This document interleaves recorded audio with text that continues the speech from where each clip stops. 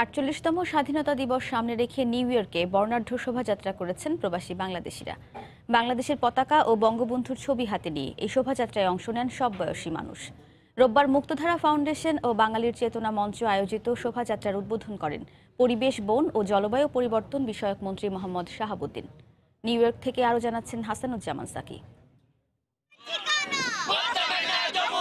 মুক্তধারা foundation ও বাঙালির চেতনা মঞ্চের উদ্যোগে স্বাধীনতা প্যারেডে অংশ নেয় বিভিন্ন বয়সীদের সাথে শিশুরাও। এই শিক্ষাটা আমরা দেব আমাদের সন্তানদেরকে, যাতে তারাও দেশটাকে ভালোবাসে এবং ভালোবেসে কিছু করে দেশের জন্য। প্যারেডের উদ্বোধন করেন পরিবেশ, বন ও জলবায়ু পরিবর্তন বিষয়ক মন্ত্রী মোহাম্মদ শাহাবুদ্দিন। এ সময় ডাইভার্সিটি প্লাজায় উপস্থিত প্রবাসীদের উদ্দেশ্যে বক্তব্য রাখেন মন্ত্রী ও আয়োজকরা।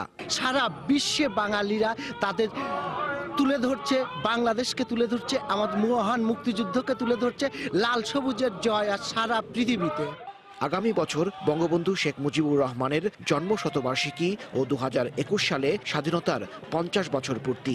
এ উপলক্ষে স্বাধীনতা প্যারেডকে সার্বজনীন রূপ দিতে চান আয়োজকরা।